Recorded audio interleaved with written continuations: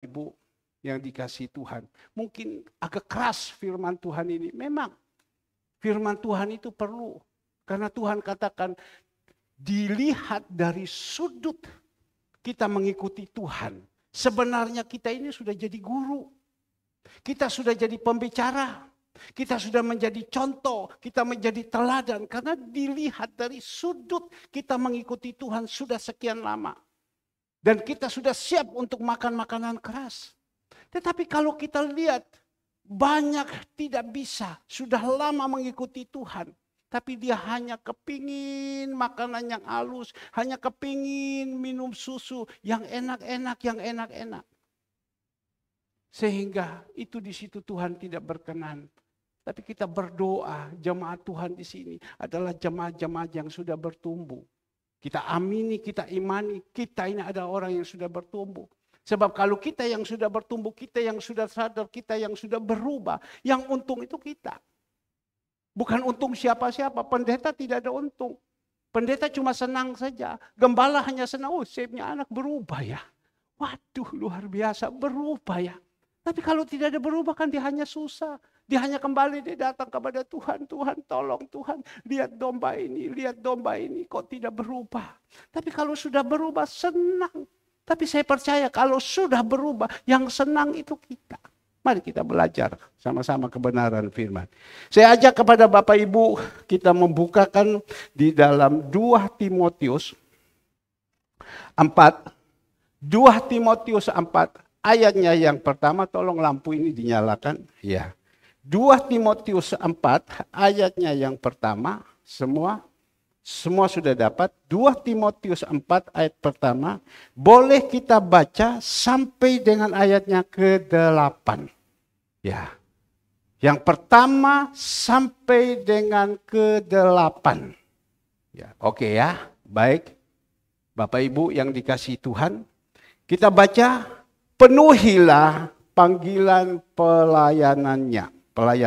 Sekali lagi, penuhilah panggilan pelayananmu di hadapan Allah dan Kristus Yesus yang akan menghakimi orang-orang yang hidup dan yang mati.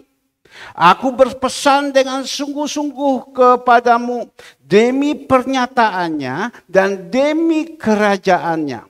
2, beritakanlah firman. Siap sedia baik atau tidak baik waktunya. Nyatakanlah apa yang salah. Tegur dan nasihatilah dengan segala kesabaran dan pengajaran. Ketiga, lihat dengar baik-baik. Karena akan datang waktunya orang tidak dapat lagi menerima ajaran sehat. Tetapi mereka akan mengumpulkan guru-guru menurut kehendaknya untuk memuaskan keinginan telinga. Karena akan datang waktunya sekarang ini, hari ini, waktunya yang terakhir. Orang sudah tidak mau lagi belajar kebenaran. Mereka hanya kepingin cari guru-guru ya untuk mengenakan telinga, menginginkan hati mereka apa yang mereka mau, itu yang disukai. Tetapi dikatakan di sini, mereka akan memalingkan telinganya dari kebenaran dan membukakan bagi dongeng-dongeng. Mereka akan memalingkan ya firman Tuhan ini. Mereka tidak mau dengar. Mereka hanya mau membuka telinganya bagi dongeng-dongeng. Tetapi dikatakan, kata Rasul Paulus kepada Timotius, kuasailah dirimu dalam segala hal. Sabarlah menderita, lakukanlah pekerjaan pemberita Injil, dan tunaikan tugas pelayananmu. 6. Mengenai diriku, darahku sudah mulai dicurahkan sebagai persembahan, dan saat kematianku sudah dekat. 7. Aku telah mengakhiri pertandingan yang baik. Aku telah mencapai garis akhir dan aku telah memelihara iman. 8 ayat 8 jemaat Tuhan, ayo kita sama-sama baca. Sekarang 1 2 3, sekarang telah tersedia bagiku mahkota kebenaran yang akan dikaruniakan kepadaku oleh Tuhan Hakim yang adil pada hari Tetapi bukan hanya kepadaku, melainkan juga kepada semua orang yang merindukan kedatangannya. Nah, Bapak Ibu yang dikasihi Tuhan, pagi hari ini kita disapa dengan satu kebenaran firman Tuhan ini. Saya percaya kebenaran firman Tuhan ini Tuhan taruh kepada gembala untuk menyampaikan kepada jemaat-jemaat Tuhan yang ada di tempat ini.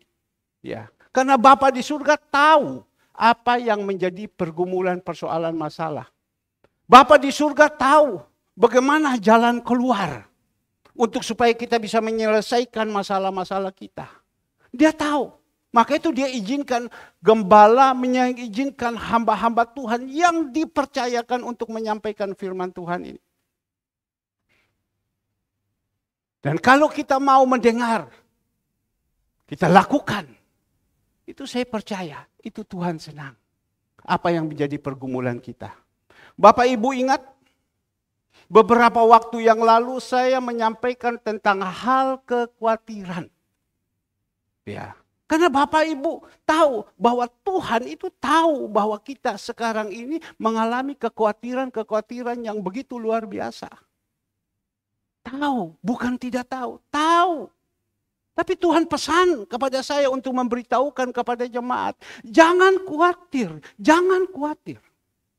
Ya. Tentang apa? Makan, minum, pakai. Tuhan tahu. Tapi teristimewa bukan untuk Bapak Ibu dulu yang menyampaikan. Jangan ada orang yang bisa menyampaikan dan tidak bisa melakukan. Jangan khawatir, karena Tuhan tahu. Hari Minggu itu saya sampaikan, minggu depan itu saya punya satu problem yang cukup besar. Problem saya yang begitu berat.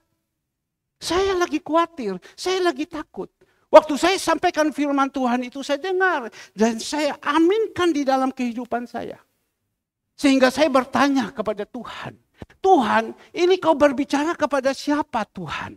Jangan khawatir. Apakah semua ini jemaat Tuhan disampaikan? Betul. Tapi teristimewa jawaban-jawaban ini kepada siapa? Tuhan bilang jawaban ini kepada siapa? Petrus, Yohanes, Yakobus atau murid-murid Tuhan Yesus. Yang pertama, karena apa? Pada waktu itu mereka sedang menjala ikan. Mereka sedang dengan punya pekerjaannya menjala ikan. Tapi waktu Tuhan ketemu kepada mereka, Petrus, Yakobus atau Petrus, Yohanes, ikut aku. Dia taat. Tinggalkan perahumu. Tinggalkan jalamu, ikut aku. Sekarang aku pakai kamu sebagai penjala manusia. Bukan penjala ikan. Ikut aku. Ya. Mereka nurut. Mereka taat. Sesudah itu dia jalan lagi. Dia melihat Zebedeus bersama teman-teman. Orang tuanya. Yang kedua, ikut aku. Tinggalkan perahunya. Tinggalkan jalannya. Ikut aku. Nurut, taat. Kepada siapa? Kepada orang yang nurut. Kepada siapa? Orang yang taat. Kepada siapa? Orang yang mau dengar-dengaran. Sesudah itu di dalam Matius 6, Tuhan berbicara, jangan khawatir. Oh, berarti ini firman Tuhan ini kepada orang-orang yang nurut, orang-orang yang taat, orang-orang yang setia, orang yang dengar-dengaran. Itu firman Tuhan. Oh ya, betul. Benar Bapak Ibu yang dikasih Tuhan. Firman Tuhan itu saya aminkan. Saya aminkan. Itu saya sampaikan hari Minggu. Minggu depan, hari Senin, saya harus membutuhkan dana kurang lebih 260 juta. 260 juta saklek saat itu di mana? Cari di mana? Tapi Tuhan bilang jangan khawatir. Saya berdoa kepada Tuhan. Saya minta sama dia. Tuhan kau bilang jangan khawatir. Saya minta. Saya percaya doa orang benar itu didengar Tuhan. Benar Bapak Ibu yang dikasihi Tuhan. Hari Rabu datanglah satu orang. Yang saya sudah tunjukkan foto. Dia lakukan segala semua dan berbicara. Saya kok disuruh Tuhan ke sini ya. Orang itu udah pernah datang ke tempat saya. Saya kok disuruh Tuhan kok datang ke sini ya. Duduk, ngobrol. Ada apa? Saya cerita. Bla bla bla bla. Oh begitu. Berarti Tuhan suruh sama saya datang ke sini. Untuk apa? Menolong Bapak. Semua kita punya persoalan. Semua kita punya masalah. Apa yang terjadi Bapak Ibu? Dia pulang. Ya, dia pulang sampai hari Jumat dia pulang. Jam 10 itu dana dia sudah transferkan semua. Klop 250 sekian juta, plek. Nah inilah kita melihat. Jangan khawatir. Dan beberapa saat lagi yang lalu saya diizinkan menyampaikan firman Tuhan.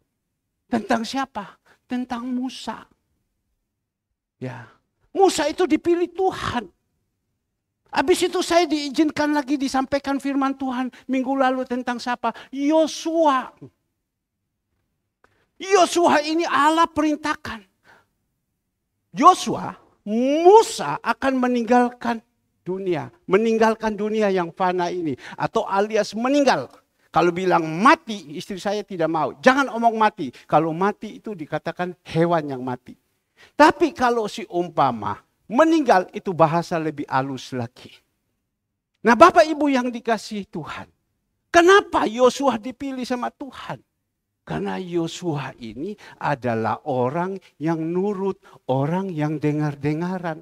Dan Tuhan tahu, nurut dengar-dengaran. Pada waktu Musa membawa bangsa Israel ini keluar, Yosua ini nurut. Yosua bersama Kaleb ini nurut. Sehingga waktu Musa meninggal, langsung Allah perintahkan Yosua 1 ayat 1. Ya. Musa meninggal. Ayo Yosua gantikan Musa. Seberangi bangsa Israel ini. Ke Sungai Yordan. Seberangi. Dipercayakan diangkat derajatnya lagi. Tapi sekarang kita belajar. Di dalam firman Tuhan tentang Paulus dan Saulus. Paulus dan Timotius. Kita melihat di dalam ayat 6.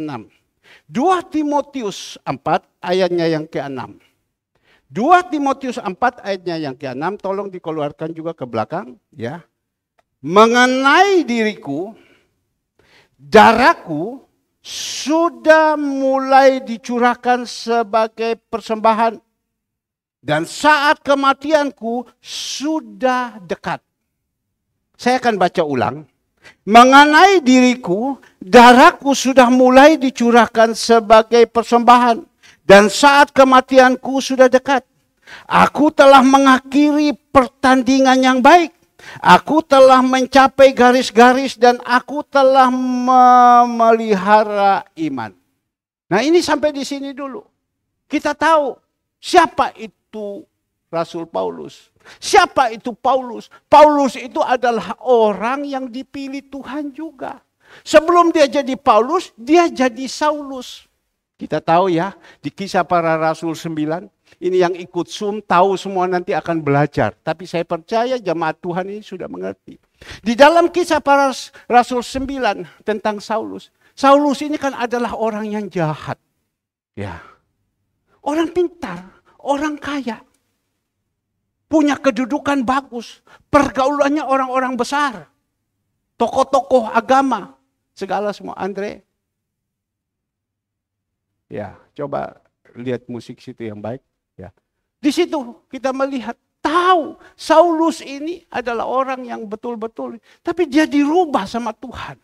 Dia dirubah sama Tuhan, dia mau dirubah. Dia mau, dia jalankan terus. Sampai dia katakan kepada Timotius, saya sudah melakukan sampai akhir.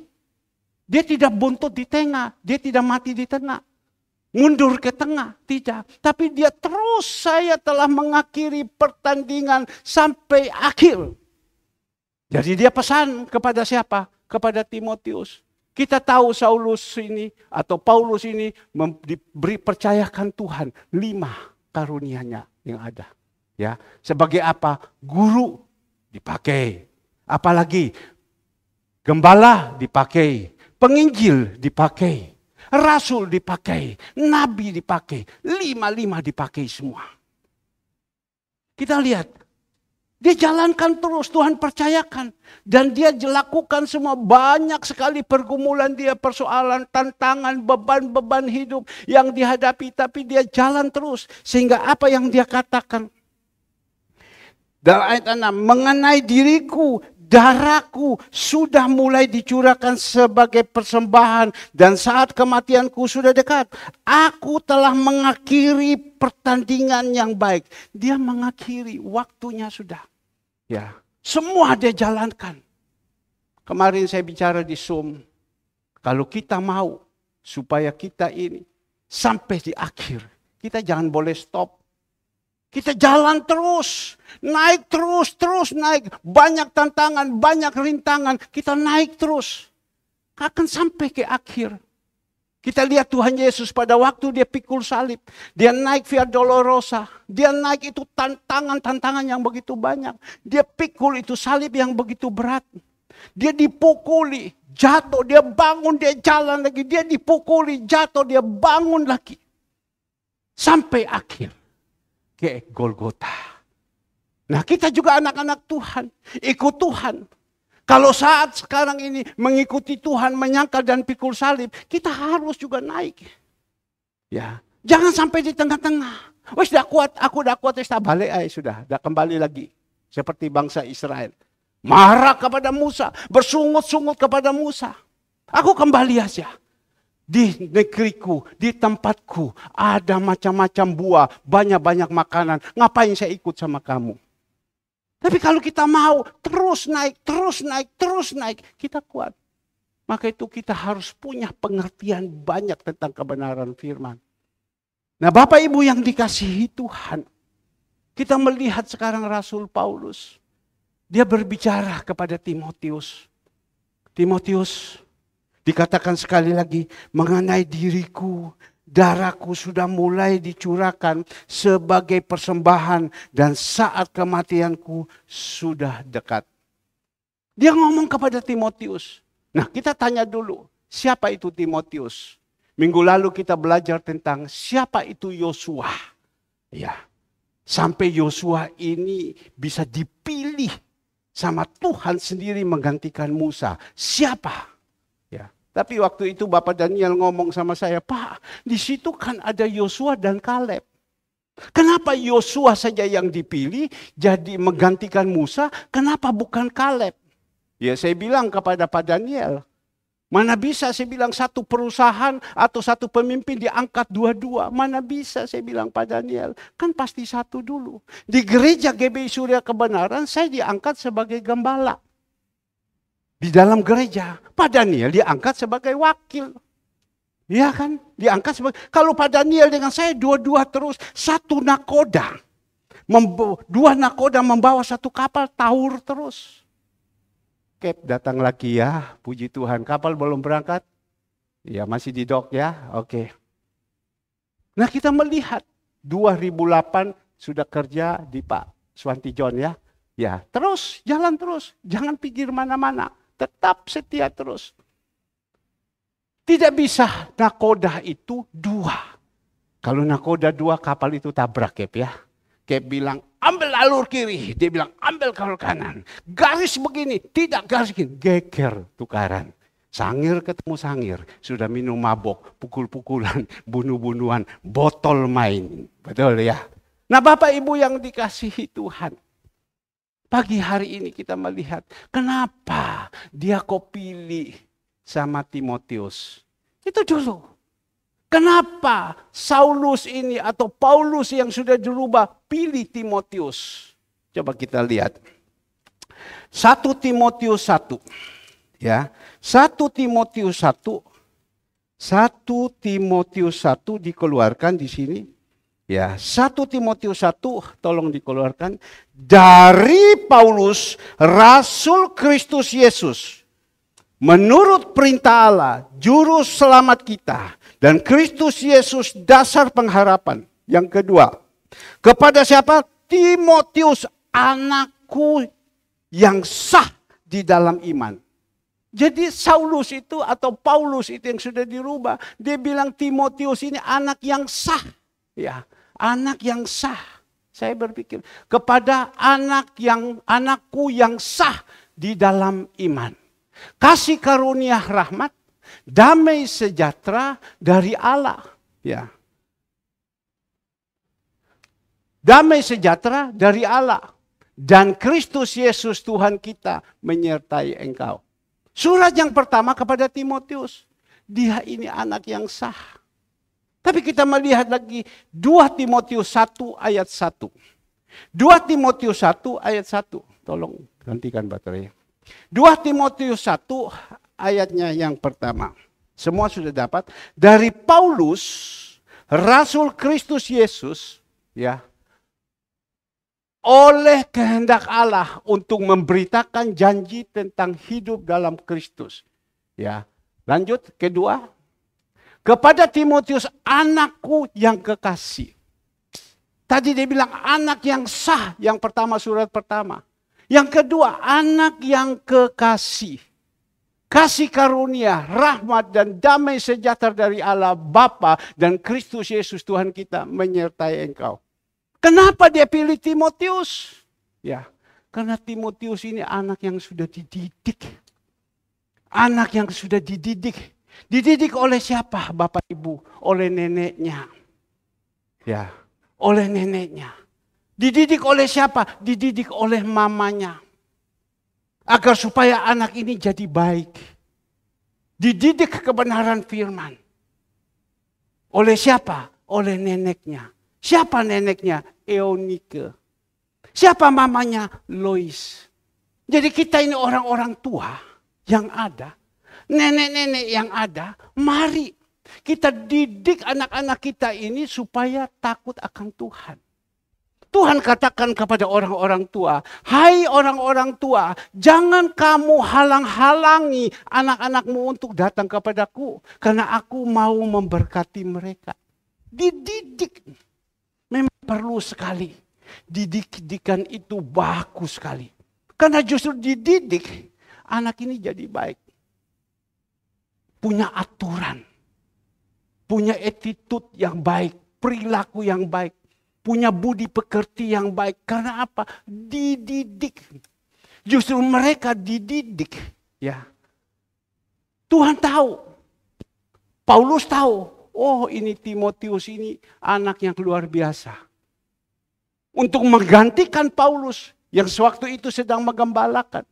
Untuk meneruskan dia jadi gembala. Paulus pilih Timotius. Kita melihat 1 Timotius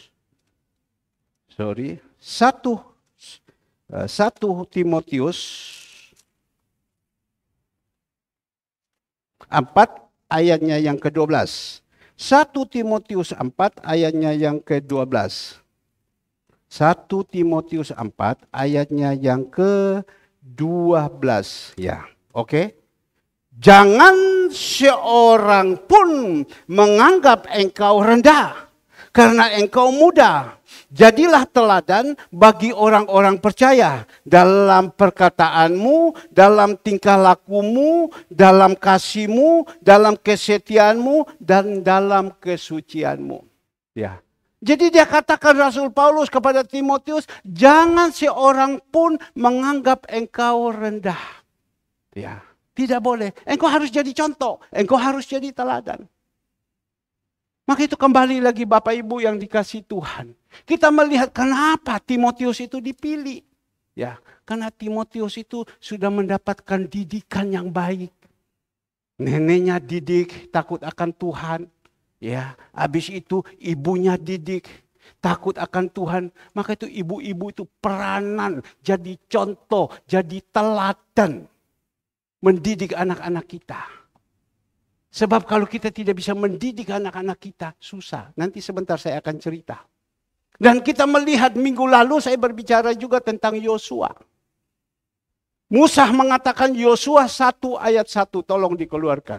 Yosua 1 ayatnya yang pertama. Sesudah Musa hamba Tuhan itu mati, berfirmanlah Tuhan kepada Yosua bin Nun, abdi Musa itu. Demikian, Ya, coba kita melihat lanjut. Ya, hambaku Musa telah mati. Sebab itu bersiaplah sekarang, seberangilah sungai Yordan ini, engkau dan seluruh bangsa ini menuju negeri yang akan kuberikan kepada mereka, kepada orang Israel. Itu Yosua. Kenapa Yosua yang dipilih? Ya, Bapak Daniel mengatakan, Pak, kenapa bukan Kaleb? Tapi Pak Daniel kasih dengan firman. Karena Kaleb itu juga kadang ada berontak. Kenapa yang dipilih Yosua saja kok saya tidak dipilih? Kan kita sama-sama. Nah itu juga di situ diperhitungkan Tuhan. Mempunyai satu sifat iri hati. Tuhan tidak pilih. Kita melihat Yosua. Sekarang kita lihat di dalam 1 Raja-Raja 2 ayat pertama. Kita melihat pada waktu itu Daud mau meninggalkan dunia yang fana. 1 Raja-Raja 2 ayat pertama. Ketika saat kematian Daud mendekat, ia berpesan kepada Salomo anaknya. Lanjut. Aku ini akan menempuh jalan segala yang fana. Maka kuatkanlah hatimu dan berlakulah seperti laki-laki. Lanjut. Kita melihat ya. Ketiga. Lakukanlah kewajibanmu dengan setia terhadap Tuhan Allahmu, dengan hidup menurut jalan yang ditunjukkannya, dan dengan tetap mengikuti segala ketetapan, perintah, peraturan, ketetapannya, seperti yang tertulis dalam hukum Musa, supaya engkau beruntung dalam segala yang kau lakukan, dalam segala yang kau tuju. Kenapa dia pilih Salomo? Kok dia tidak pilih dia punya anak yang paling dia sayangi? Ya, Absalom. Kenapa? Padahal Absalom itu kan dia sayang. Kenapa dia tidak pilih? Karena dia tahu Absalom ini orangnya sifatnya macam begini. Betul dia sayang, anak sayang. Tapi kan dia tahu ini watak karakter Absalom macam begini. Dan kita lihat akhirnya, benar kan? Absalom mau berusaha kudeta dia. Mau melawan dia kudeta. Akhirnya apa? Dia mati tergantung kepalanya di bawah pohon, di atas pohon. Tapi Salomo yang dia pilih. Maka itu pagi hari ini kita sama-sama tadi sudah belajar. Ya, semua. Tapi kita melihat banyak tokoh-tokoh yang ada yang dipilih sama Tuhan. Karena tokoh-tokoh itu orang yang bisa dipilih, orang yang bisa dipakai. Saya juga begitu. Tuhan percayakan kepada saya untuk meneruskan ini. Menggantikan gembala yang dulu. Ya kita sudah tahu silsilah atau sejarah daripada gereja ini. Tuhan pilih kepada saya. Kalau Tuhan salah pilih, saya udah mogok di tengah. 24 tahun gereja ini. Mungkin 10 tahun yang lalu. Mungkin 5 tahun yang lalu. Mungkin 2 tahun yang lalu saya udah tinggalkan. Tetapi Tuhan tahu hati saya. Bagaimana kesetiaan saya. Dia tahu. Secara manusia, aduh kok pilih Herman, mana bisa. Dia ini kan si orang pengusaha. Mana bisa. Keduniawiannya kan tinggi, mana bisa. Tetapi Tuhan itu tahu hati. Dia pilih. Sampai hari ini saya masih tetap bertahan. Doakan saya tetap saya bertahan terus sampai akhir hayat saya. Saya masih tetap melayani. Saya masih tetap jadi gembala. Nah Bapak Ibu yang dikasihi Tuhan. Kalau salah pilih, matinya di tengah-tengah. Jatuh di tengah-tengah. Sebab salah pilih. Maka itu keselamatan itu tidak bisa dikatakan satu kali selamat, tetap selamat. Tidak. Keselamatan itu kita yang lakukan. Tetap kerjakan keselamatan ini. Kita terus belajar, terus ikut salib, terus melakukan. Supaya satu kali saat kita ketemu dengan Tuhan, kita mendapatkan apa yang Tuhan janjikan. Nah Bapak Ibu yang dikasihi Tuhan, sekarang kita berbicara tentang Timotius. Kita tahu Timotius sudah dipilih tentu dari Tuhan dulu. Tuhan kita Yesus Kristus memakai Rasul Paulus. Pilih kepada Timotius ini. Timotius ini orangnya yang genap. Orang yang benar. Pilih. Jadi kita ini semua kita harus pilih. Bagaimana orang ini, bagaimana orang ini. Tidak semua benar. Ya. Kalau semua benar kita melihat hampir 2 juta orang. Ya, kok yang sampai masuk di Kanaan hanya Yosua dan Kaleb. Mana yang lain 1990 sekian mana? Ya itu manusia. Itu manusia. Kita melihat murid Tuhan Yesus. 12. Kita melihat satu jatuh. Siapa? Adalah Om Yudas. Jatuh karena apa? Karena uang. Maka itu sangat berbahaya sekali kalau kita ikut Tuhan karena uang. Nah, Bapak Ibu yang dikasihi Tuhan. Pesan daripada Rasul Paulus kepada Timotius. Nah, ini sekarang kita berbicara. Di dalam ayatnya 2 Timotius 4 ayatnya yang pertama, perikop di sini. Penuhi panggilan pelayananmu. Penuhi panggilan pelayananmu. Ya, penuhi. Kita disuruh pelayanan. Ya, pelayanan bukan hanya di gereja, hidup kita juga pelayanan. Bisa menjadi berkat bagi orang lain, itu bagus. Seperti tadi Yusuf Hamka. Ya, betul dia dari agama seberang, tapi dia penuhi panggilan pelayanan. Dia seorang CEO, dia seorang pengusaha, tetapi dipanggil untuk apa? Kau jadi berkat. Kau jadi berkat. Dia lakukan dengan setia, penuhilah panggilan pelayananmu. Kita juga seperti ini. Mari pakai, ya, penuhi panggilan. Pada waktu itu saya ingat, saya masih tinggal di Jalan Besuki. Pada waktu saya tinggal di Jalan Besuki, saya ada di rumah dalam padang gurun yang begitu luar biasa. Saya sedang berdoa. Saya berbicara ini supaya saya ingatkan anak saya itu Ciang. Ya, dia datang kepada saya. Kok saya punya pergumulan bla bla bla bla. Oke, ya sudah saya bilang. Ko Ayi ini sekarang sudah jadi hamba Tuhan. Sudah melayani, jadi sudah tidak ini. Ko Ayi hanya doakan kau saja. Ya saya kan mana mesti mau jadi hamba Tuhan juga. Pada waktu itu saya bekerja sama-sama dengan dia. Dan waktu saya turun dia sempat juga. Wah, Ko Ayi sudah ini. Saya bagaimana? Ya saya bilang jalankan saja. Ini usaha teruskan saja. Yang penting satu, jalankan yang baik. Ya saya kan bukan dipanggil sebagai hamba Tuhan. Iya, bekerja sambil hamba Tuhan. Saya doakan kamu. Itu saja. Supaya kamu jadi berkat. Kau pegang kata-kata saya ini. Penuhi panggilan. Saya jalankan penuhi. Dan di sini kita melihat. Di dalam ayatnya yang pertama. Di hadapan Allah dan Kristus Yesus yang akan menghakimi orang yang hidup dan yang mati. Jadi kita ingat Imam Mahdi ini, dia nanti yang akan menghakimi kita. Ya, bukan hakim yang nanti hari Senin atau hari Selasa atau hari Rabu minggu depan Sambo dan Putri mereka dan semua orang-orang yang lain akan dihakimi. Itu dunia yang menghakimi. Tetapi yang menghakimi kita sekarang ini adalah Tuhan kita Yesus Kristus. Tidak bisa bikin main-main. Semua sudah tercatat. Ya dikatakan ya, tidak dikatakan tidak. Semua perbuatan kita yang ada di dalam dunia semua tercatat. Tidak ada yang tidak tercatat. Titik koma semua. Tuhan kita Yesus Kristus yang menghakimi. Menghakimi orang yang hidup dan yang mati. Aku berpesan dengan sungguh-sungguh kepadamu demi pernyataan dan demi kerajaan. Ayatnya yang kedua. Beritakanlah firman. Siap sedia. Baik atau tidak baik waktunya. Nyatakanlah apa yang salah. Tegurlah dan nasihatilah dengan segala kesabaran dan pengajaran. Rasul Paulus berbicara kepada Timotius, engkau sebagai gembala. Gembala ini punya domba. Pasti dong. Tuhan katakan di dalam 1 Petrus 5 ayat 1, 2, 3. Ya. Gembala itu punya domba. Domba-domba yang dipercayakan kepada kita. Coba 1 Petrus 5 ayat 1. Coba. 1 Petrus 5 ayatnya yang pertama.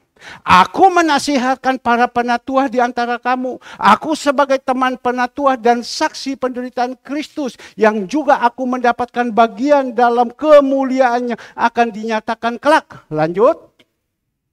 Gembalakanlah kawanan domba Allah yang ada padamu. Ya. Gembalakanlah kawanan domba Allah yang ada padamu. Jangan dengan paksa. Jangan, tidak boleh. Saya berpikir dulu, bisa paksa mereka. Udah, jangan. Biarkan saja. Ya. Tinggal terserah. Bagaimana mau. Tuhan bilang, aku berdiri di depan. Kamu buka. Wahyu 3 ayat 20. Kamu buka, aku masuk. Kamu tidak mau, ya jangan dimasuki.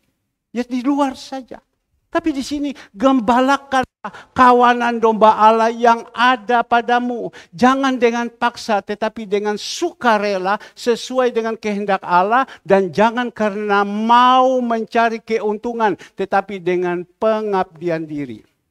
Gembalakanlah domba-domba yang ada. Saya percaya Bapak Ibu. Bapak Ibu yang ada di sini. Kalau bukan domba, dah kira mau. Lari kemana, hatinya pasti tetap ingat. Ini kandang saya.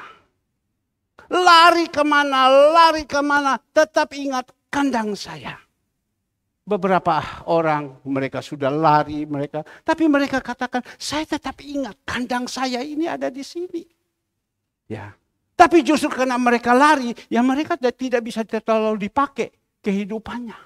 Ya begitu-begitu saja. Kenapa mereka lari? Karena mereka tidak tahan. Proses dagingnya tidak tahan. Jadi gembalakanlah domba-domba yang ada. Nah, kembali lagi Bapak Ibu yang dikasihi Tuhan. Beritakanlah firman Tuhan ayat 2. Setiap baik atau tidak baik waktunya. Nyatakanlah apa yang salah. Tegurlah dan nasihatilah dengan segala kesabaran dan pengajaran. Jadi dia perintahkan kepada Rasul Timotius sebagai gembala. Timotius, gembalakanlah domba-domba ini. Sampaikan firman Tuhan. Apa yang salah, apa yang tidak. Kita tidak usah takut. Kita sebagai gembala yang Tuhan sudah pilih. Kalau gembala yang bukan Tuhan pilih, dia jadi gembala-gembala saja dia perlu takut. Ya, karena bukan gembala. Kalau gembala yang benar, dia tidak perlu takut. Karena dia punya beban. Apapun serangan-serangan yang ada, seperti Musa, diserang, dia tenang saja. Yang serang sama dia siapa? Bangsa Israel serang 2 juta orang serang sama dia tenang saja. Ya. Yang susah siapa? Ya bangsa Israel ini. Kakak perempuan, kakak laki Harun dan Maryam serang sama dia, dia tenang saja. Pembelaan itu adalah Tuhan. Dan kita lihat kakaknya dua-dua itu diizinkan Tuhan dipermalukan. Kejadi apa? Jadi kusta putih, kan malu. Orang kusta zaman itu malu, belum ada obat. Kita melihat jemaat serang kepada dia Musa. Mungkin saya berbicara ini Roh Kudus yang bukakan terus. Roh Kudus yang bukakan terus. Tadi saya sampaikan firman Tuhan ini sebenarnya bukan ini yang saya sampaikan. Saya mau sampaikan tentang anak yang terhilang. Tapi saya putar jam 4 pagi di sini Tuhan bilang sampaikan ini. Saya harus nurut. Padahal saya sudah berpikir tentang anak yang terhilang bagaimana. Perumpamaan tentang anak yang terhilang. Risiko orang yang terhilang itu bagaimana. Harus mencari ampas babi saja semua susah. Saya udah dapat semua. Tetapi ini tidak. Tuhan kasih katakan. Beritakan ini.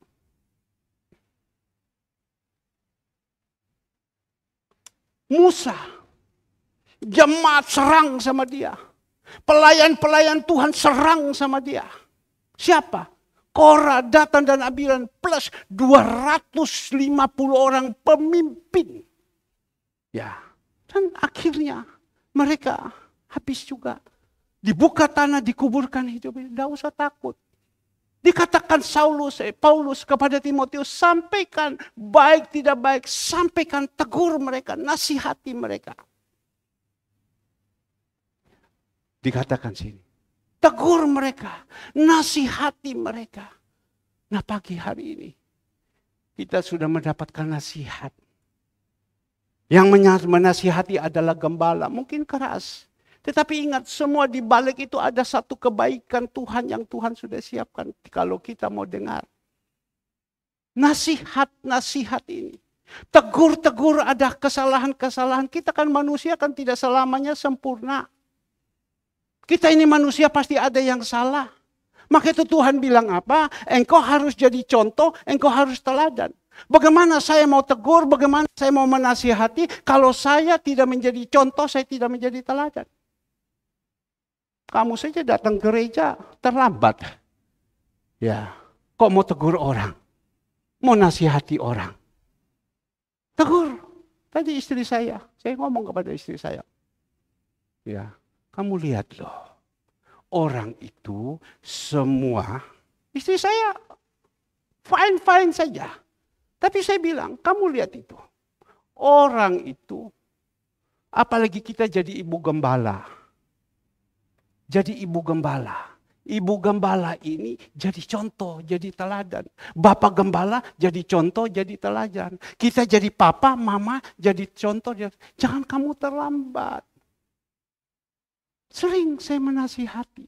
Sering saya tegur. Jangan terlambat. Dia bilang, iya tadi saya turun, saya kan masih biar siapkan kopi dan lain-lain. Ya sudah, habis itu cepat. Saya bilang, jangan terlambat. Sebab kalau kau terlambat, orang lihat, lo ibu gembala saja terlambat.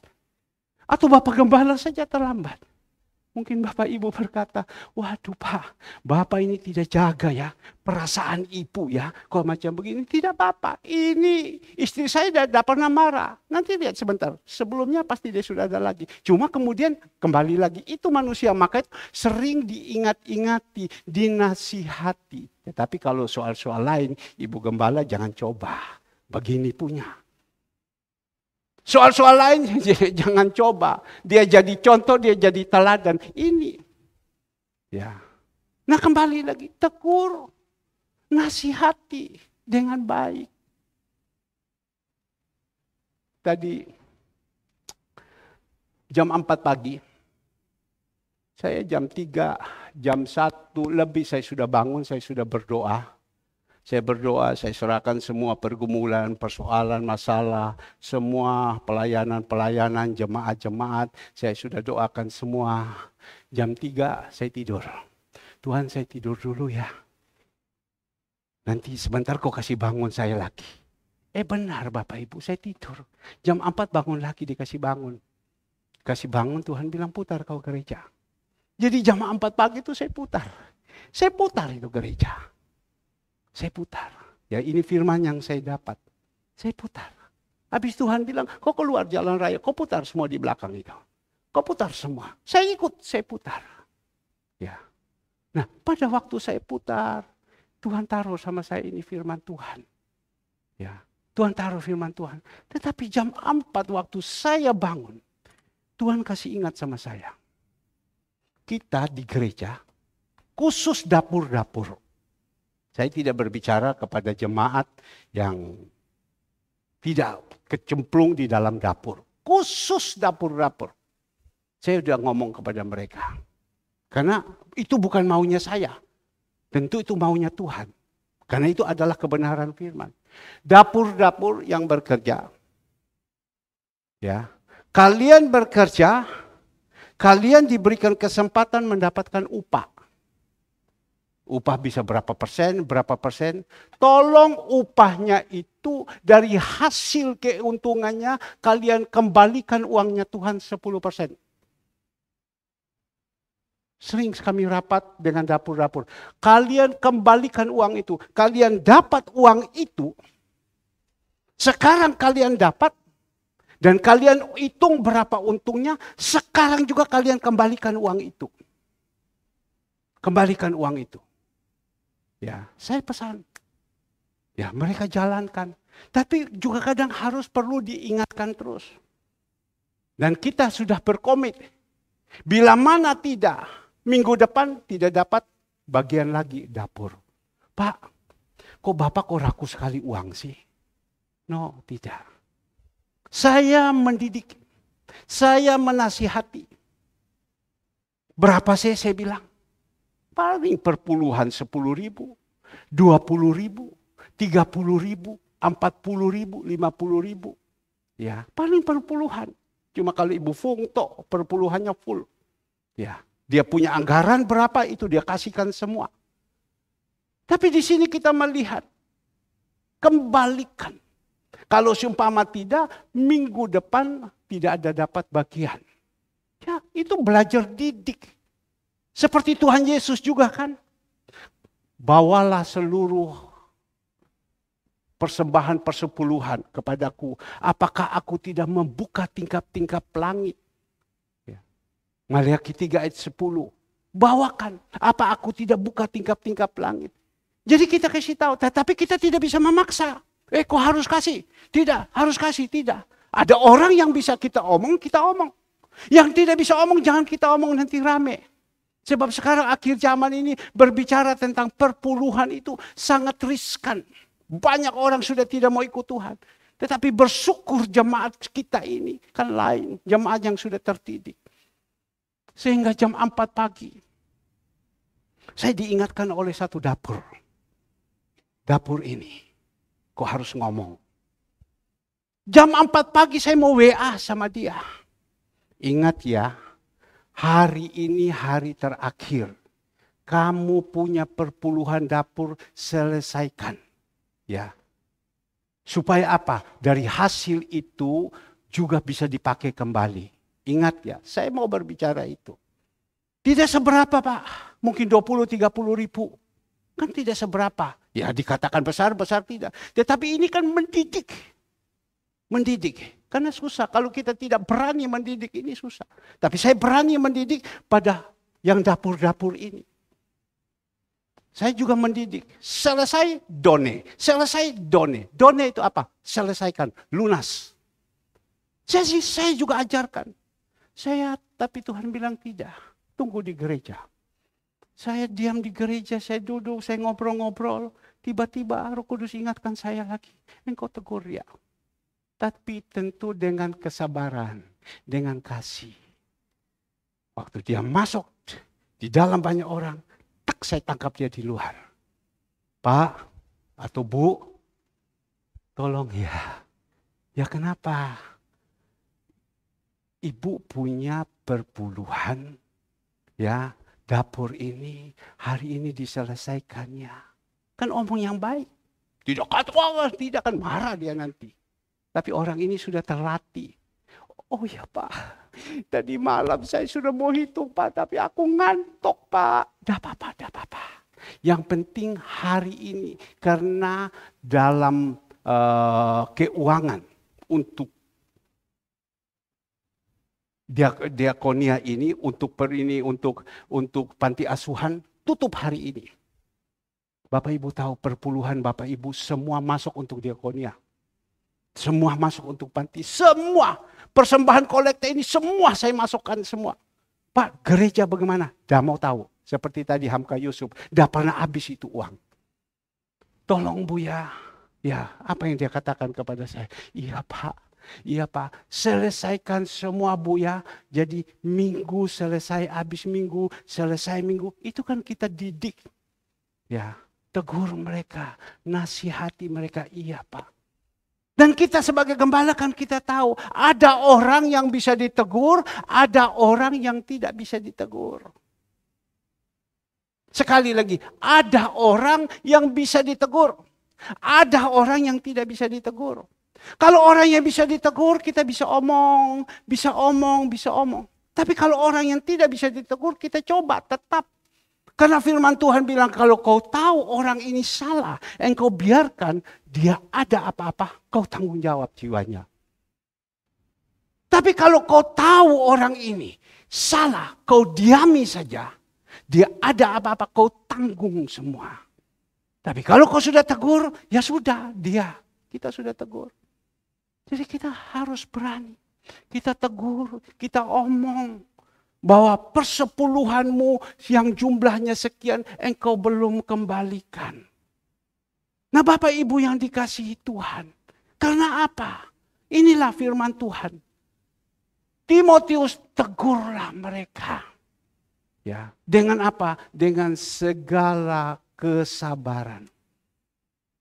Dengan segala kesabaran. Sebab untuk apa? Itu uang perpuluhan itu. Ya, apa untuk pendeta? Saya bilang seluruh hasil perpuluhan itu semua sekarang dipakaikan untuk panti. Semua persembahan Bapak Ibu itu dipakaikan untuk panti. Bagaimana Pak gereja? Kita tidak tahu gereja dari mana biaya. Tidak tahu. Pokoknya pegang itu tadi kata Hamka. Uang 10 juta yang dia taruh tidak pernah kurang. Sudah sekian belas tahun tidak pernah kurang, malah tambah. Tapi saya tidak ajarkan jemaat untuk kasih dengan motivasi seperti itu. Bagaimana? Ya semua itu diberikan. Coba Bapak Ibu yang ikut ambil bagian. Makanya saya bilang kepada jemaat tolong ya kan dengan baik. Ya, kalau Bapak Ibu kembalikan uang 1/10-nya, jangan dimasukkan di kotak situ, kirim saja ke rekening. Supaya uang itu bisa dipakai lagi. Mungkin saat itu waktu Bapak Ibu kirim ke rekening, dapat ke rekening, waktu itu butuh untuk bayar panti asuhan ini, butuh untuk bayar panti asuhan ini, kan Bapak Ibu punya uang bisa masuk. Kirim dong ke rekening. Bukan tidak boleh masuk sini. Kalau Bapak Toga Sirait, Ibu Ripa yang tidak mengerti itu, ya sudah masuk. Waktu itu saya bilang kalau masuk mereka punya uang cepat, ini uang setor ke bank. Setor ke bank. Karena itu dipakai. Nah kembali lagi Bapak Ibu yang dikasih Tuhan. Kita berani tegur. Kita berani nasihati. Tapi kalau kita ditegur tadi saya katakan ingat loh. Ditegur itu karena sayang loh. Kalau udah sayang dah mungkin. Ya coba kita melihat Wahyu 3 ayat 19. Wahyu 3 ayat 19. Ya. Wahyu 3, barang siapa ku kasihi, ia ku tegur. Tegur. Ya, dia omong, saya mengasihi loh Bu. Oh iya Pak, senang dia. Iya Pak, nanti saya lihat nanti. Karena saya bilang mau tutup buku, saya mengasihi Ibu. Tapi ada orang yang dikasihi, ditegur kan tidak mau. Tidak mau kan pasti kena hajar. Hajarnya dari siapa? Dari Tuhan. Ada orang ditegur tidak mau, pasti kena hajar. Ini kebenaran firman. Tidak mau ditegur, pasti kena hajar. Sebab itu, relakanlah hatimu dan bertobat. Berbicara tentang tegur. Pasti kena hajar. Pak, kok Bapak sumpah? Ini bukan sumpah, ini firman Tuhan. Ku tegur, ya. Dan kalau tidak mau, kalau tegur jawab, pasti tidak mau, ya dihajar. Ayat 20. Coba lihat, ini ayat 19. Ini berbicara kepada jemaat Laodikia, jemaat orang-orang kaya. Orang-orang kaya itu susah untuk diomongi. Ya, susah untuk diomongi. Tapi ada orang kaya juga yang nurut dengar. Kita melihat di sini. 20. Lihat aku berdiri di muka pintu dan mengetok. Jikalau ada orang yang mendengar suaraku dan membuka pintu, aku akan masuk mendapatkannya dan aku makan bersama-sama dengan dia dan ia bersama-sama dengan aku. Aku berdiri di depan. Tuhan tegur kita. Dia tidak mau paksa. Kok harus ikut? Harus ikut tidak. Dia bilang aku berdiri di depan. Ini kan mendidik. Tuhan itu tidak pernah memaksa. Tidak pernah memaksa. Maka itu harus ada teguran, ada nasihat. Tidak boleh dengan paksa. Tadi saya sudah ambil contoh tadi. Ya. Juga di dalam gereja. Apa yang akan dikatakan Rasul Paulus kepada Timotius sebagai seorang gembala? Ada orang yang hidup tidak tertib, itu kau tegur. Kita berpapasan muka. Oke. Ya. Oke. Kalau orang itu bisa. Kalau tidak, kita sampaikan melalui mimbar. Ya. Tapi kalau kepada istri saya kan tidak apa-apa. Suami istri. Dia harus tahu. Bukan saya bilang istri saya tidak benar. Istri saya begini. Ya. Cuma ada kelemahan-kelemahan. Tapi saya percaya nanti sebentar kembali lagi. Pasti datang lebih awal. Tidak mungkin selesai tadi sebentar pulang dia ngomel-ngomel sama saya. Tidak. Dia diam. Koreksi. Karena apa? Ada yang dia urus. Nah kembali lagi. Ya. Tegur itu untuk apa? Untuk demi kebaikan-kebaikan anak-anak kita. Ingat, zaman sekarang anak-anak ini. sudah akhir zaman ini sudah melenceng terlalu jauh. Hidup ini sudah tidak punya aturan. Ya, hidup ini sudah tidak punya hormat orang tua lagi kepada orang-orang yang dituakan. Padahal Rasul Paulus berbicara kepada jemaat yang di Efesus. Efesus 6, apa yang dikatakan ayat yang pertama? Efesus 6 ayatnya yang pertama. Hai anak-anak, taatilah orang tuamu di dalam Tuhan, karena haruslah demikian. Sekali lagi, hai anak-anak, taatilah orang tuamu di dalam Tuhan karena haruslah demikian. Yang kedua, anak-anak juga coba kita melihat. Hormati ayahmu dan ibumu ini adalah suatu perintah yang penting seperti yang nyata dari janji ini. Ya, sekali lagi, hormatilah ayahmu dan ibumu ini adalah suatu perintah yang penting seperti yang nyata dari janji ini. Lanjut ayatnya yang ketiga kita mulai. Supaya apa? Kamu berbahagia dan panjang umurmu di bumi. Supaya kita berbahagia, kita kan kepingin berbahagia. Panjang umur di bumi. Kita kepingin dibawa naik ke atas. Ayo jadi anak. Ya. Tapi juga ada satu tambah, ayatnya yang keempat. Orang-orang tua dikatakan di sini. Dan kamu bapak-bapak, janganlah bangkit amarahnya di dalam hati anak-anakmu. Tetapi didiklah mereka di dalam ajaran dan nasihat Tuhan. Orang tua minta dihargai semua.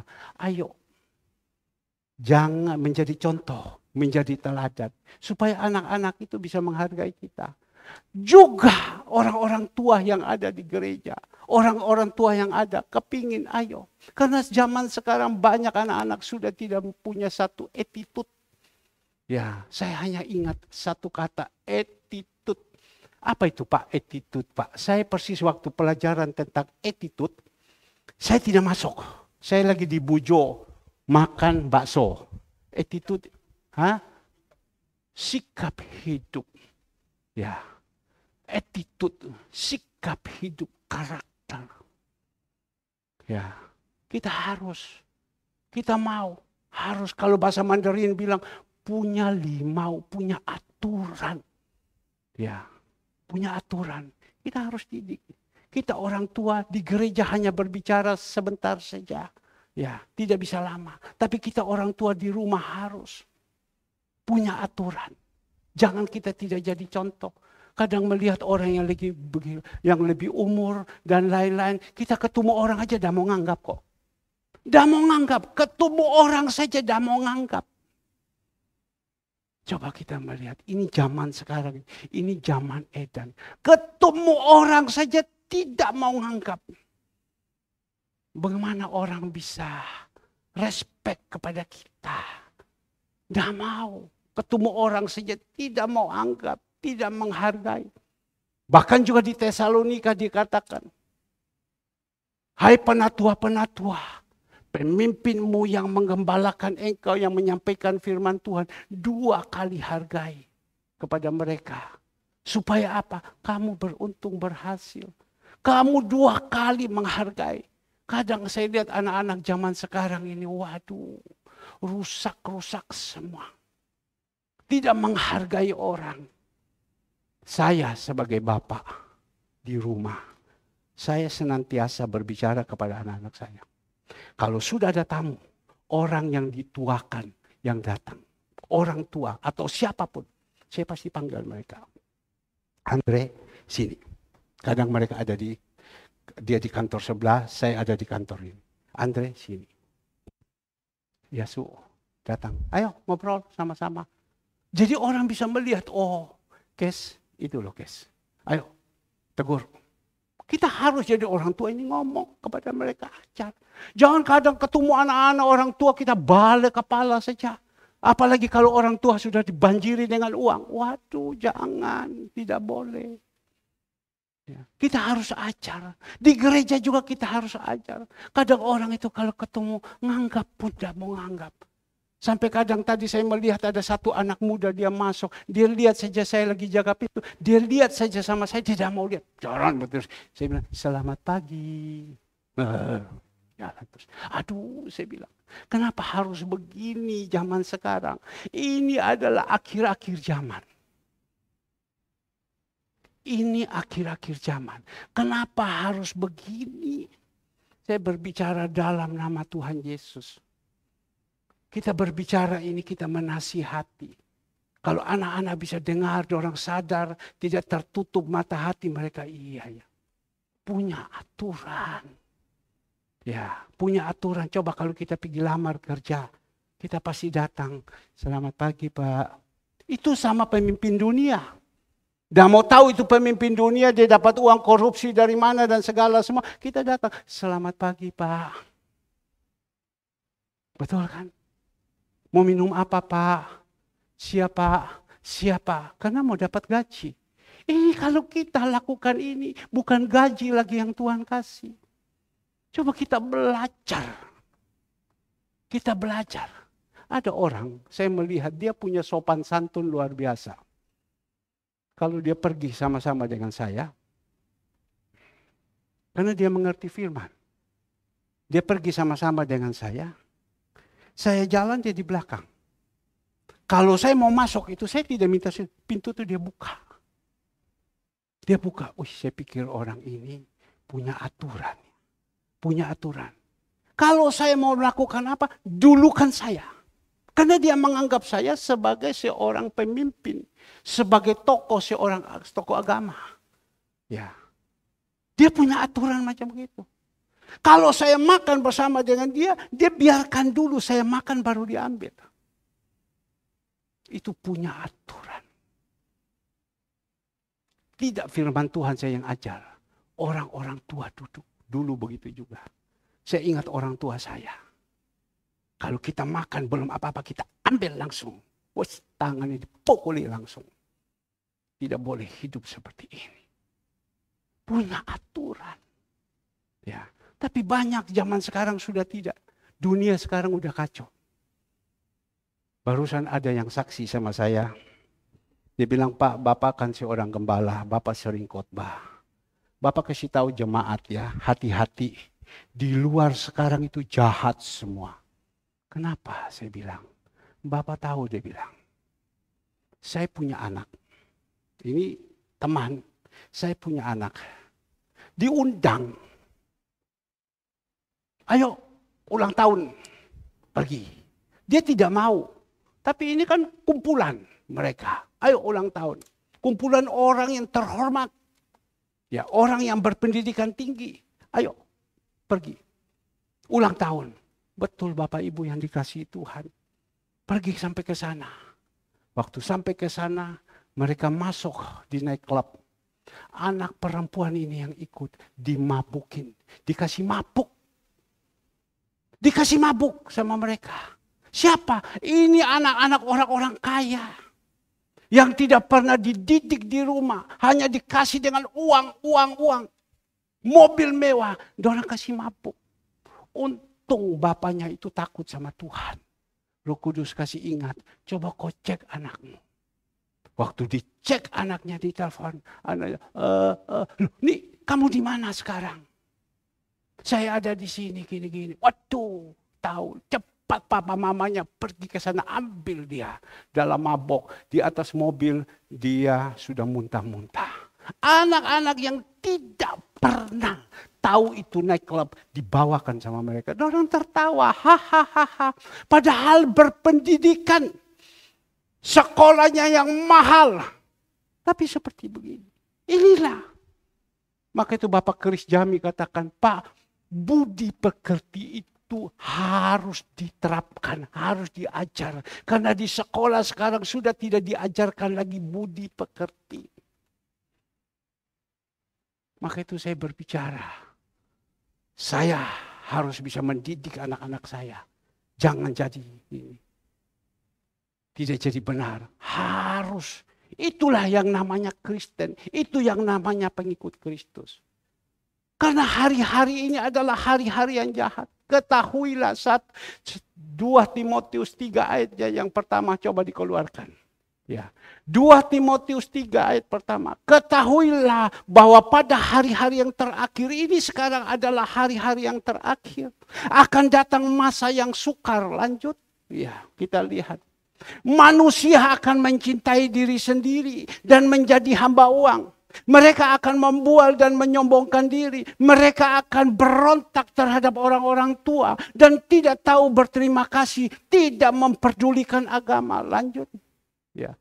Tidak tahu mengasihi, tidak mau berdamai, suka menjelekkan orang, tidak dapat mengekang diri, garang, tidak suka yang baik.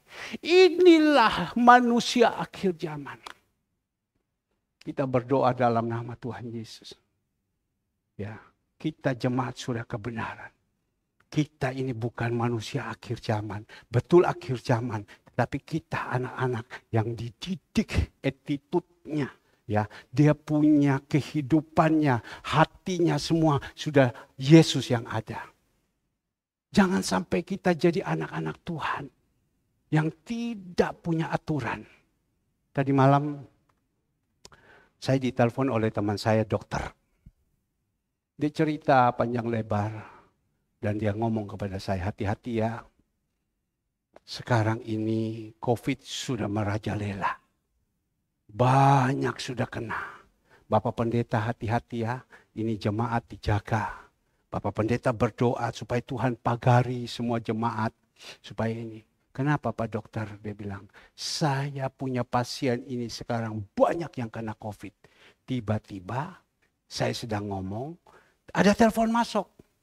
Ini dokter ini sama saya kan baik. Coba Bapak Pendeta dengar ini. Ini orang ini mengaku sama dia. Pak, saya sekarang lagi batuk. Saya lagi ini, saya lagi ini, saya lagi ini, saya lagi ini. Ini dokter ini. Dia ini kan mau menjelaskan yang benar semua. Dia bilang kau harus minum obat begini, kau harus minum obat begini semua. Tapi dia omong terlalu panjang lebar. Saya bilang sama dia, kamu ini lenhei. Lenhei itu bahasa Hong Kong. Lenhei itu terlalu apa ya? Terlalu cerewet begitu. Terus omong. Dia bilang saya harus ceritakan. Sebab zaman sekarang kalau kita tidak omong sama mereka, jelaskan, mereka bisa marah. Om pendeta tahu, dia bilang, saya baru-baru pegawai saya dimarahi. Ini orang yang telepon sama saya, ini orang kaya, dia bilang. Dia punya perusahaan di sini, punya perusahaan di sini, orang kaya. Jadi waktu dia datang sama saya, pokoknya 1 minggu harus 1 kali suntik, minta saya suntik. Tapi sekarang dia dalam keadaan COVID, dia minta sama saya, suntik dia, ya dah mau saya, dia bilang. Saya dah mau, nanti saya kena, pegawai-pegawai saya kena, kan bagaimana, saya dah mau, dia bilang. Saya dah mau, tapi dia paksa terus. Satu saat, dia punya anak datang. Waktu anaknya datang ketemu sama suster, di depan suster omong sama dia mungkin tidak cocok dengan hatinya. Dia pulang. Dia telepon itu dokter. Dia katakan begini, Pak Dokter, itu anak buah itu tidak ada aturan. Saya berbicara sama dia, dia tidak hargai sama saya dan lain-lain. Dia tidak tahu saya ini bos. Aduh. Ini dokter bilang, kamu lihat sampai keluar bahasa. Saya ini bos, kau tidak tahu. Padahal dokter ini kan kaya juga. Rumahnya aja 1.600 meter persegi. Di Manyar sana ada berapa biji. Ya, dia bilang, coba lihat. Ini attitude-nya tidak ada. Ini budi pekertinya tidak ada. Ya, dia punya uang, sombong. Saya hanya ngomong, ya mohon maaf kalau Bapak atau Ibu datang di sini tidak membuat hati Bapak enak, mohon maaf. Ya, saya minta maaf ya atas perbuatan karyawan saya. Saya tanya, panggil karyawan saya tanya kenapa? Wah, datang sama saya langsung perintah, seperti ini. Inilah tidak punya aturan. Nah, Bapak Ibu yang dikasihi Tuhan, pagi hari ini, dikatakan di firman Tuhan, kita boleh menasihati, kita boleh menegur. Indah kan kalau anak-anak kita baik, siapa punya anak? Wah, anak ini ya luar biasa ya, baik ya. Kemarin dulu saya punya sepupu menikahkan anak di luar pulau. Yang datang itu satu kota itu hampir 90 sekian orang yang datang. Woi, saya bilang datang begitu banyak, undang berapa ribuan orang. Karena apa? Orangnya ini baik, dia memperhatikan orang dan lain-lain sekali. Orangnya baik, anaknya baik, jadi orang suka. Nah, kembali lagi Bapak Ibu yang dikasihi Tuhan.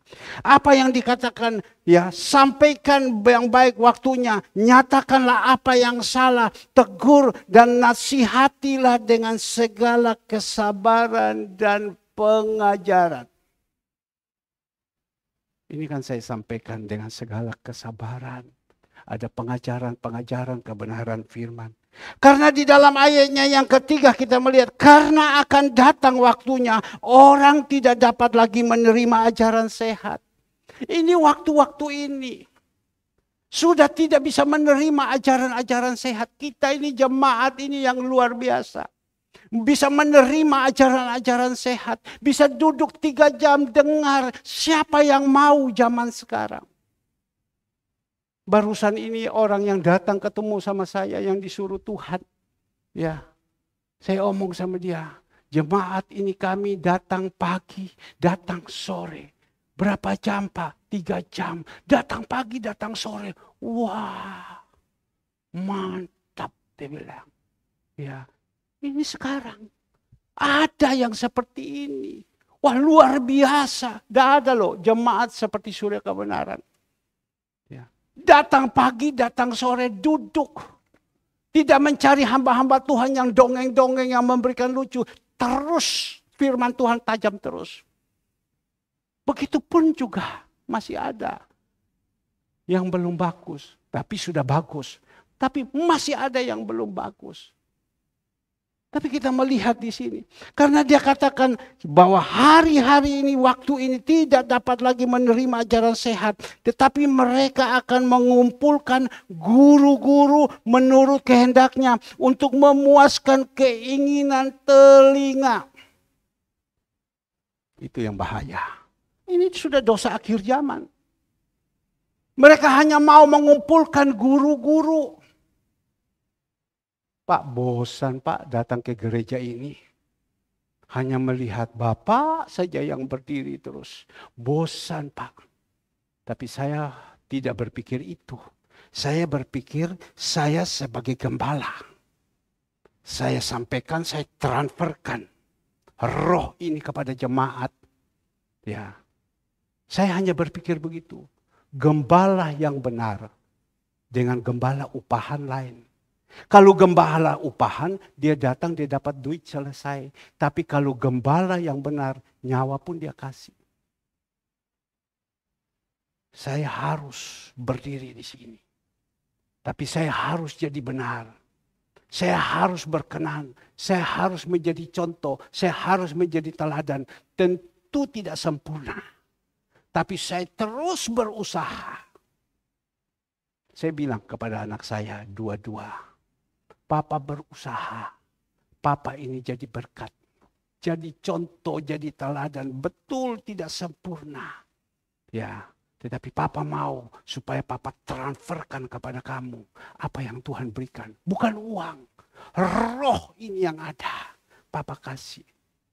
Kita kan tidak tahu berapa banyak orang suka panggil dongeng-dongeng, lucu-lucu. Laku mereka. Tapi laku hanya sebentar saja, akhirnya selesai. Kita melihat, ya, banyak sekarang cari, seperti tadi dikatakan, gereja sekarang ini sebenarnya harus bengkel. Datang mobil ganti oli, datang mobil ganti ini, diservis semua, bodi yang kempos dan lain dipukuli, diratakan semua. Dari siapa? Si tukangnya. Si orang gembala juga seperti itu. Bukan mobil kita gereja ini jadi showroom, tempat pamernya mobil. Tidak, tempat pamernya mobil. Sehingga orang datang semua itu hanya datang dengan jaim. Pak, Bu, jaim itu tidak ada tempat di kerajaan surga. Ingat, jaim itu tidak ada tempat di kerajaan surga, tidak ada. Orang yang mendapatkan kerajaan surga, orang yang sudah tinggalkan kehidupan kita yang lama. Maka itu dia katakan, hari-hari yang terakhir banyak orang hanya suka enakan telinga. Dah enak, ibadah apa, dah mau. Tapi inilah kita melihat firman ini menerangi kita. Banyak yang sedikit yang mau. Tapi kalau jalan lebar banyak yang mau. Tapi ingat, jalan lebar itu menuju kebinasaan. Jalan sempit itu menuju kepada kekekalan. Ini jalan sempit, susah orang mau. Dah mau Bapak Ibu. Mana ada yang mau? Kita ini bersyukur. Teristimewa saya mau. Saya yang dulu jadi dari manusia dunia yang seperti ini, sekarang saya mau. Saya mau. Saya punya saudara. Anaknya menikah, dia bilang tinggal satu saja. Kamu datang, tinggal satu saja. Ini terakhir kamu datang. Mohon maaf, saya bilang. Mohon maaf. Kan bisa ganti kan? Pelayan-pelayan untuk melayani. Kan bisa. Tidak, mohon maaf. Ya, saya harus ada di sini. Saya harus melihat Cicu. Cicu sehat apa tidak? Cicu baik apa tidak? Kita doakan Ibu Foni Endrawati. Ya, kasihan. Kasihan betul-betul. Dia barusan tekanan darah 220. Habis itu bawahnya 110. Dia keluar dari kamar mandi, pak dia jatuh. 1 jam lebih dia tidak bisa bangun. Terus di dalam. Untung ada itu Rani yang jaga. Masih Rani model kayak begitu, dia bisa berdoa, Tuhan Yesus tolong, Tuhan Yesus tolong, Tuhan. 1 jam lebih dia bangun. Padahal waktu dia jatuh, tekanan darah 220, di bawah 110. Singkat cerita, telepon kepada saya langsung malam saya pergi ketemu dia. Saya berbicara, ini sudah hancur, bengkak, sudah biru, ini mulut. Tolong keluarkan, ya bukan foto itu. Ya, ini sudah biru, sudah jatuh segalanya semua. Mana HP? Sudah biru, sudah jatuh semua. Saya hanya ngomong sama dia. Dan saya suruh sama dia, saya bilang, kamu sekarang tidak bisa berbuat apa-apa lagi. Jadi sekarang mari kita pergi ke dokter. Pak Herman dan lain-lain segala semua. Tapi dia seorang di sini, tidak ada siapa-siapa. Ya, sebentar ya, tolong. Nah. Tidak ada siapa-siapa. Sudah, saya telepon kepada omnya. Waktu saya telepon kepada omnya langsung malam itu datang. Maksudnya suaminya punya adik. Ya, suaminya punya, datang. Waktu datang, omong sama dia, tawarkan dia ke rumah sakit, ya tidak mau, ya sudah. Tapi saya digerakkan Tuhan. Pergi ke sana, ngomong sama dia. Dan besok, saya minta anaknya yang laki datang, ada di Kudus. Datang sampai di Surabaya. Dan saya minta supaya anak ini bisa bawa sama dia ke dokter. Saya coba hubungi dokter, bla bla. Dokter ini tidak bisa lagi berlibur. Dokter hanya pesan agar supaya langsung ke UGD. UGD mana dokter? Adi Husada. Langsung bawa ke Adi Husada. Sampai di sana waktu dicek Bapak Ibu, kamar langsung. Ini kalau tidak bahaya. Saya berpikir, saya angkat telepon kepada ponakan saya, satu ada yang spesialis anak. Dia bilang masuk, dia bilang ini bahaya sekali, tekanannya 220, dia batuk saja langsung dia lumpuh. Ini tekanan 220, batuk saja dia lumpuh, ini masuk, segera kamar. Tidak mau, keras kepala. Sehingga dari situ dia pulang, dia datang sama saya di sini. Habis dia datang Bapak Ibu, dia omong sama saya hanya ngomong, Pak Herman, apakah boleh saya tinggal di sini? Karena apa? Waktu dia masuk di ruang tamu, dia merasakan hati dia damai. Hati dia penuh sukacita. Aku kok di sini kok senang. Di luar sumpek. Di sini boleh saya tinggal di sini. Saya bilang boleh. Kenapa tidak? Saya sudah pesan ada anaknya di pinggir. Saya akan piara sama engkau sampai Tuhan Yesus datang yang kedua kali. Saya tidak omong saya piara kau meninggal. Tetapi saya bilang satu. Kau punya anak. Sekarang anakmu urus dulu sama kamu. Ya, urus dulu. Anaknya urus. Bagaimana? Di tempat kamu di Kudus ada tempat, tempat saya besar. Dia bilang gitu. Karena persis anaknya kerja di pabrik jarum, rokok jarum yang punya BCA. Kasih sama dia tempat mes yang besar. Dia bilang tempat saya besar. Ya sudah, saya bilang engkau pergi ikut kepada anakmu dulu. Selesai kau ikut kepada anakmu, selesai. Kalau kau sudah sembuh bagus, dan nanti anakmu akan ngomong sama ence-ence. Suaminya punya adik-adik, bawa tinggal di sini. Tidak apa-apa, saya bilang. Kalau sekarang saya bawa, kalau ada apa-apa, saya tanggung jawab. Saya tidak mau. Masih ada anak. Betul atau cicu kan? Anak urus dulu. Ya. Nah, saya minta hari ini supaya dia dibawa ke Kudus. Tetapi masih keras. Masih tidak mau. Saya minta Pak Herman, kalau begitu Pak Herman yang antar saja ke Kudus. Saya pikir ini, wah lihat Pak Herman ini juga ini. Pak Herman, ya sudah saya bilang. Cuma saya bilang ini anaknya bilang, tidak usah kita naik kereta lebih enak daripada kita ke Kudus naik mobil jauh, capek. Nah kembali lagi, seorang gembala perhatikan terus. Sehingga dia datang makan diatur sama istri saya dan lain-lain. Kalau dia kaya, semua pasti cari dia. Tapi sekarang dia ini kan tidak berdaya, dia tidak punya apa-apa. Tapi manusia ya, kalau sudah memang bos, itu bos seperti Lazarus dan orang kaya. Juga begitu. Betul. Dia datang, Pak Herman, ada jus ya Pak Herman, saya mau minta jus. Iya, suruh bikin jus. Dia ada apa-apa, saya bilang kita bikin, tidak ada masalah. Ya, ada jus Pak Herman. Saya sudah jus bilang, Pak Herman ada jus. Oke, kita bikin jus. Kau mau jus apa? Ada buah apa Pak Herman? Namanya bos, pernah jadi bos, terus perintah seperti orang kaya dan Lazarus. Tuhan pesan sama Lazarus. Ya, kasih tahu. Bawa minuman ini air ke sini. Masih perintah. Habis itu, Pak ada bapau. Ada, saya bilang bapau. Tidak apa-apa, datang di sini saja. Saya ngomong begitu sama dia. Masih perintah. Ternyata dicek gulanya 384. Stop semua jus-jus. Jadi sebentar juga biasanya kirim jus sama dia. Sekarang sudah tidak pakai jus-jus. Stop semua. Gembala yang benar, nyawa pun dia pasang. Gembala yang benar, nyawa pun dia pasang. Tapi kalau gembala upahan, hanya uang saja yang dicari. Tapi kalau gembala yang benar, nyawa pun dia tanam. Ya, masih pun orang mau dan tidak, tetapi hati dia, karena Tuhan sudah taruh dia sebagai seorang gembala. Ada gembala upahan dan gembala yang benar. Nah kembali lagi Bapak Ibu yang dikasihi Tuhan. Firman Tuhan diajarkan tadi. Dan dikatakan di sini ayat yang keempat. Mereka akan memalingkan telinganya dari kebenaran. Dan membukanya bagi dongeng-dongeng. Ini akhir zaman. Firman Tuhan. Orang sudah tidak mau lagi menerima ajaran sehat. Mereka pasang telinganya ke lain. Mereka memalingkan. Mereka sudah tidak mau. Ini kan dosa akhir zaman.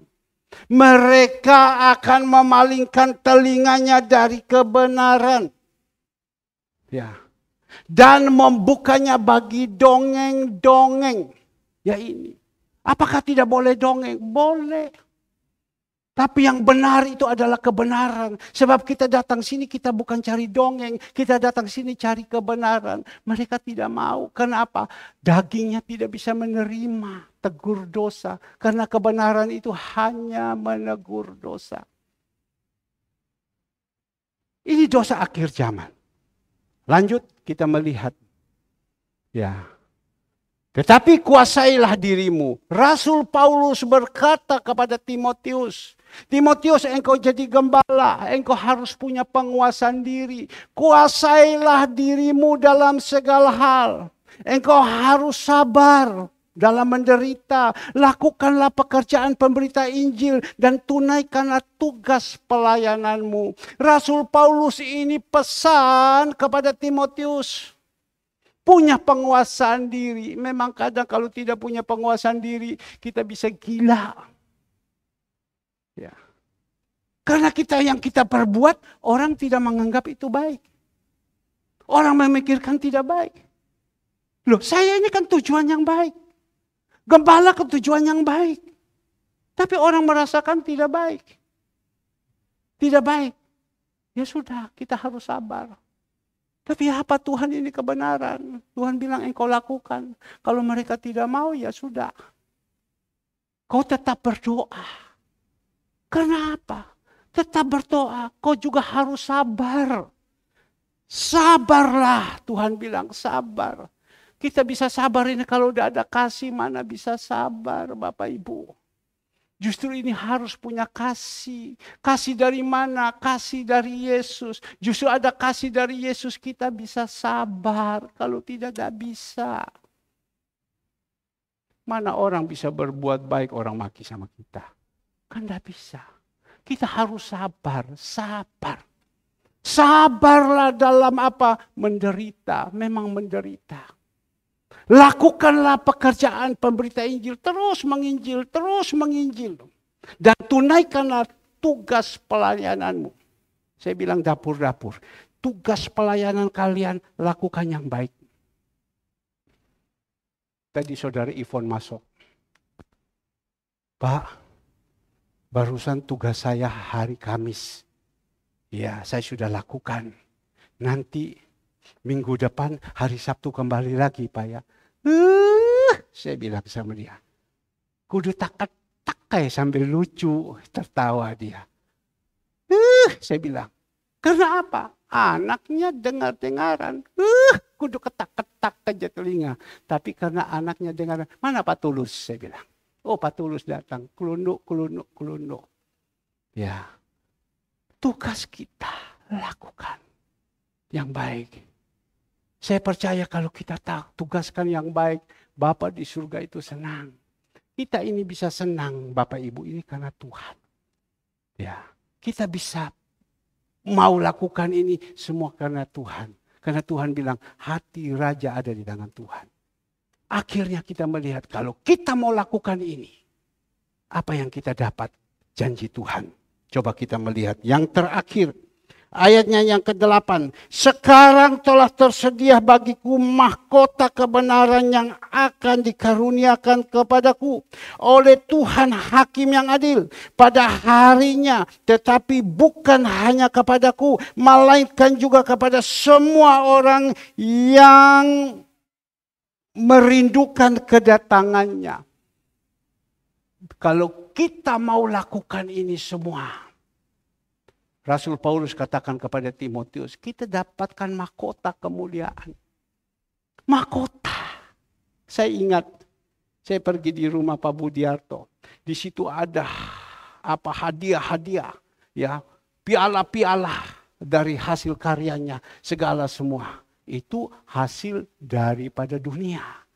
Ya. Tetapi ini mahkota kemuliaan yang Tuhan berikan. Beda. Dari dunia yang kasih dengan Tuhan yang kasih. Kalau kita melakukan ini, mahkota kemuliaan yang Tuhan berikan kepada kita. Enak enggak? Dan semua ini dia katakan yang merindukan. Kita semua pasti kepingin kan. Aku kepingin ya Cicu ya. Sekali pulang sampai di rumah sana itu dapat mahkota kemuliaan. Pasti Cicu suka. Betul tuh Cicu ya. Pasti. Tapi sabar dulu. Lakukan ini. Lakukan kebenaran. Pasti Cicu di dalam hati. Pak Hermannya sekarang dipercayakan Tuhan. Untuk apa? Untuk berikan makan kepada orang. Ya kan? Berikan makan kepada orang. Setiap hari lagi. Pasti Cicu kepingin kan? Tinggal atur suruh. Tapi lakukan dulu setia dari awal. 24 tahun saya jalankan ini. Malang melintang proses kiri, proses kanan. Diludah kiri, diludah kanan. Ditendang kiri, ditendang kanan. Dihina kiri, dihina kanan. Jalan itu baru Tuhan kasih percaya untuk berikan makan. Kenapa Pak Herman bisa, kenapa saya tidak? Ikut Pak Herman. 24 tahun, dia masih tetap berdiri di sini. Apakah dia berdiri di sini karena dapat uang? Bapak Ibu yang dikasih Tuhan, gereja selama jalan ini, persembahan hanya sekian. Tidak cukup untuk yang lain-lain. Tapi karena kita bisa jalankan terus, Tuhan bisa cukupkan. Sehingga apa yang dikatakan tadi Pak Hamka, dia katakan, saya bingung, uangnya ini tidak pernah habis-habis. Saya juga berbicara kepada Bapak Ibu, ini uang ini tidak pernah habis. Ini uang untuk panti ini tidak pernah habis, saya bingung. Saya ditanyai, Pak dari mana donatur? Saya tidak tahu dari mana donatur datang. Tapi uang ini ada saja. Dari Sabang sampai Merauke, berjajar pulau-pulau. Ada saja. Sudah mau habis, datang lagi. Sudah mau habis, datang lagi. Ada saja. Apakah itu kita? Tidak. Itu Tuhan yang menjamah hati. Benar. Tuhan yang menjamah. Cicu kepingin kayak begitu Cicu ya. Iya. Kok bisa Pak? Katanya waktu tidur. Betul dia muncul saja. Supaya bisa jalan ini. Mungkin orang ini tidak bisa dipakai. Tuhan pakai orang ini. Mungkin orang ini tidak bisa dipakai. Tuhan pakai orang ini. Tuhan punya banyak cara. Tuhan punya banyak cara. Lihat kacang hijau. 1 kali dikirim. Itu hitung sama saudari Devina.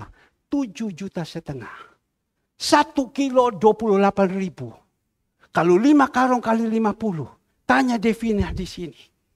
Karena Devina bingung. Saya sengaja panggil Devina. Karena dia anak pintar. Papanya gini. 28 kali 50 kali 5 berapa? Dia bingung-bingung. Dia begini. Papanya begini. Artinya apa? 7 juta. Kalau 30.000 kali 50 berarti kali 5 berapa? Papanya bilang. Kita lihat.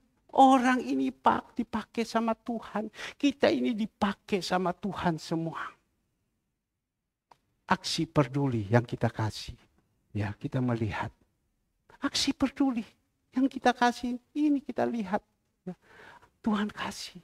Mungkin kita lihat ada 50.000, 500.000, 550.000. Ya, Tuhan bisa. Ada yang Tuhan kirim 2 juta. Tapi kan tidak mau dimasukkan di situ. 2 juta. Masuk di peduli. Tuhan bisa kirim. Semua Tuhan bisa kirimkan. Untuk siapa? Untuk kemuliaan nama Tuhan. Tuhan bisa pakai. Ada yang kirim lagi 1.400.000. Ada tapi tidak mau. Kita melihat ada yang kirim di situ. No name. Tidak mau ada nama. Ya tidak apa-apa. Sebenarnya kasih nama juga tidak apa-apa. Tapi tidak mau Pak. Biarkan saja. Jadi contoh. Tinggal kita tanya. Siapa ya? Siapa ya? Bapak Ibu yang dikasih Tuhan. Kalau kita bisa melayani. Dengan benar. Kita lihat. Doakan. Besok. Karena sekolah minggu sudah dipakai, bocor, besok dibongkar di belakang. Bongkar. Besok ini dibongkar Pak. Atap ini, belakang ini, mulai letter L dibongkar semua. Diturunkan kembali, dirubah. Anggaran berapa banyak. Tapi Tuhan bilang, bongkar, tidak apa-apa. Besok Tuhan sudah mulai izinkan kerja. Tukang besok sudah datang. Nah kembali lagi Bapak Ibu yang dikasih Tuhan. Mungkin minggu depan, atau 2 minggu lagi mungkin udah selesai. Bisa dipakai untuk tidur yang baik. Semua tidak bocor dan lain-lain. Plafon yang rusak kena air dibetulin semua. Ya itu. Tidak usah pusing. Tinggal apa? Tuhan minta. Tuhan minta. Tuhan minta. Biar pagi hari ini firman Tuhan yang kita sudah dengar bisa menjadi berkat untuk kita. Oke, saya minta pemusik, singer. Haleluya, haleluya.